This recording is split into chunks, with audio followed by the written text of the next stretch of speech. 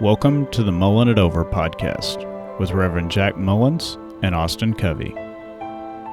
Why is Christianity seemingly so protective of itself? I have a thought on that, but I'll finish the rest of the question. As I look around, more and more it seems as though there is a pervasive attitude within the church of if you don't believe like we do, then you must be going to hell. What's up with that? Go ahead. Well, I think the beginning of it, it's why is Christianity seemingly so protective of itself?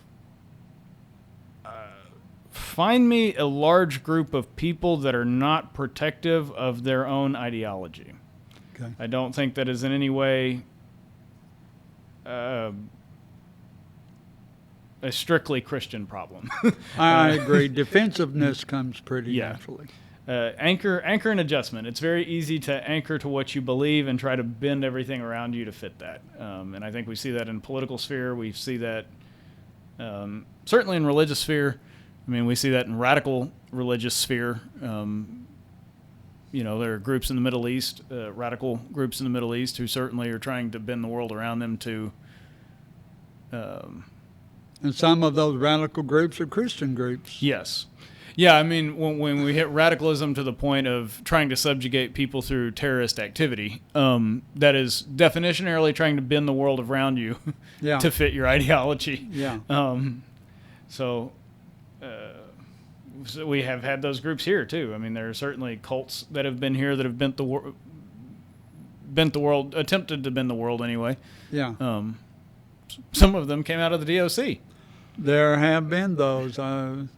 Guess you're thinking about the Jim Jones. Yes. People's Temple. And for those of you watching at home, it's very well known. Google Jim Jones, Jonestown, Guyana, any of that. But yeah. and it was definitely a heartbreaking situation, and it changed the way the Christian Church Disciples of Christ conducts ministry and oversight of clergy.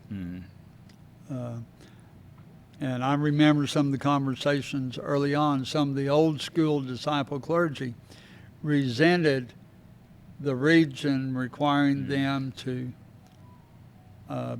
be licensed, have their ordinations registered. But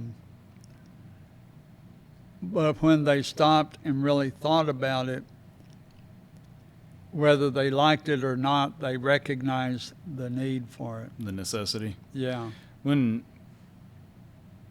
I'm going to misquote this slightly, so I will paraphrase, but we have been speaking so far about kind of the openness and acceptance of the disciples of Christ. And that was actually one of the things that Jim Jones said when he was asked why he chose the DOC, was because of our lack of oversight, because we don't have a heavy governing body. Yeah. Our lack of oversight, our openness and acceptance was actually attractive to him. Right. Because it sort of allowed him to run amok. Yeah. Without anybody kind of sitting him down and saying, hey, don't do that. Exactly. When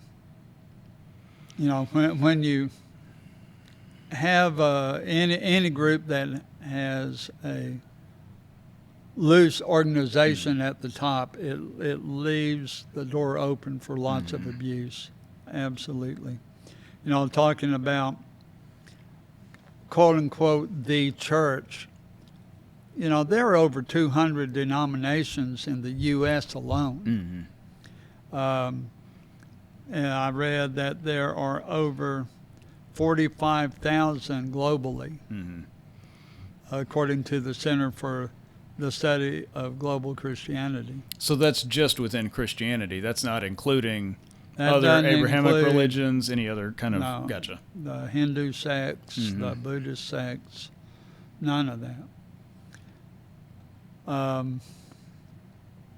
I guess if you were to say what is the one common point, without quibbling over language, they all have a concept of deity, all have a concept of God. Now, I've come up against people in Christianity who would say, no, they don't believe in God because they don't believe in the God of the Old and New Testament in the way they do, which, you know, is a good example of why there can be so much friction between groups. You know, and working with search committees, some of the issues that have come up, the red flag, the hot button issues, you know, what do you believe about the virgin birth? Was asked of me by one search committee. What do you believe about salvation or baptism or ecumenism, the working of churches together? What do you believe about communion? What do you believe about the acceptance and inclusion of LGBTQA plus communities? Divorce, marriage.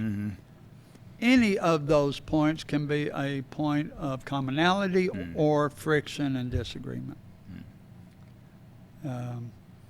It's probably surprising that the church has managed to stay as closely connected as it has over the last 2,000 years. When I think, when you just said divorce, it made me think of this because we were talking about organizations sort of adjusting the world around them to fit what is maybe convenient or believed by them. And I was reading a story about a very prominent pastor in a different denomination. I don't want to drop his name, but that denomination did not look kindly upon divorce. And he ended up getting divorced. And his congregation voted and decided that as long as he did not get remarried, that he was not technically divorced and they could still keep him as a pastor. So they liked him a lot and they wanted to keep him, but being divorced sort of broke that code of ethics. And they determined, well, as long as he didn't get remarried, then... So they chose to rewrite Scripture. Or certainly rewrite their interpretation of it, yes. Yeah. They were very anchored to the... If you get a divorce as a pastor, you can no longer be our pastor. But they liked him, and he had been there for a long time. He got a divorce, and they chose to ignore it. As long as he didn't get remarried, it was fine. Yeah. And so I guess he never did. I think he's deceased now. But I thought that was funny's not the word, but I thought it was interesting. I know of a congregation in the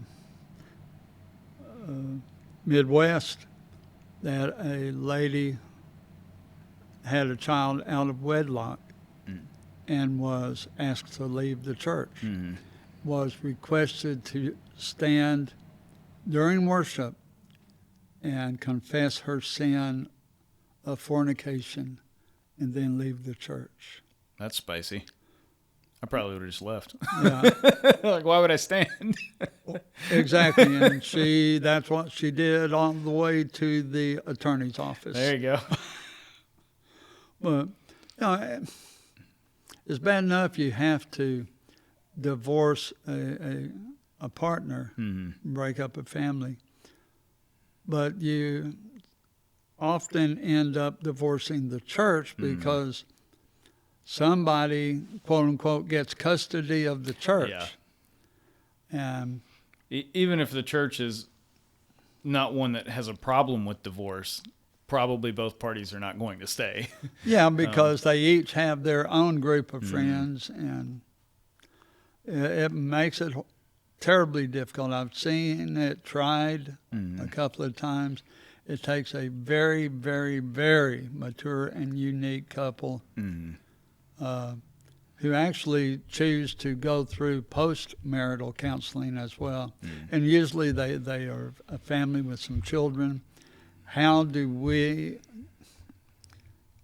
co-parent? How do we co-parent in a healthy kind of way and don't disrupt our children? And by allowing the children to remain in the church was certainly a big part of that equation. Well, I think it can be true. You know, a lot of marriages that I'm aware of that end in divorce, it is somewhat combative, and I think that's the general perception, is that marriage is generally end combatively. Yeah. But it is true sometimes that it's just not a good fit anymore. And I don't mean to poo-poo that or downplay that, because, you know, really, if you can, you should try to figure out how to work it out. But Yeah. it doesn't have to end hostily. Sometimes it can just end because it's just not working, you know. Right. And it's a blessing, so to speak, when it can happen that way. Very rarely does it. I knew of one situation where a family judge told the parents, you have children 10, 8, and 6. The children will receive custody of the home. You will each move in and out of the home every 6 months. Just because you can't live together does not mean their lives should be uprooted. Not a bad idea. Pretty good idea.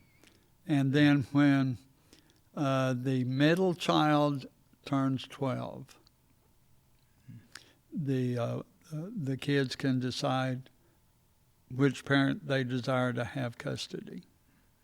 Pick where they want to go. Yeah. And I had asked the father why they picked the middle. That gets everyone more or less at the same maturity level. The oldest one, well, your youngest one is still going to be real young. Right. So let them all kind of come to a common level. But if they'd done it by the youngest one, the oldest one would already be out and Yeah. on their own. Yeah, So that makes sense. You know, it's kind of that way with churches. Who gets the church? Well, Sometimes the church, maybe not officially, but sometimes the church takes a side too, depending on absolutely. how things shake out. Absolutely. Again, kind of tag on to the previous part of the conversation is, as you look at churches, don't get caught in the trap of generalizations. Even within denominations, not all congregations are going to have the same set of core beliefs. Yes. I think our denomination is a unique example of that. There was a church in our denomination that I provided pulpit supply for one time that was in Deep East Texas. And I was talking to one of the elders there about a person who had been the minister there previously who I knew. And she was female, as the she part would indicate. And he said, you know, we're not usually too big on our female ministers around here, but we really liked her.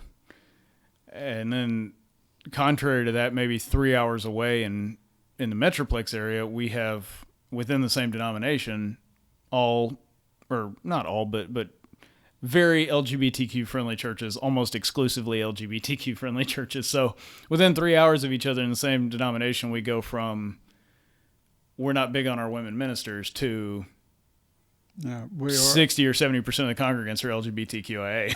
I had an opportunity to serve one of the main LGBTQ congregations in Dallas.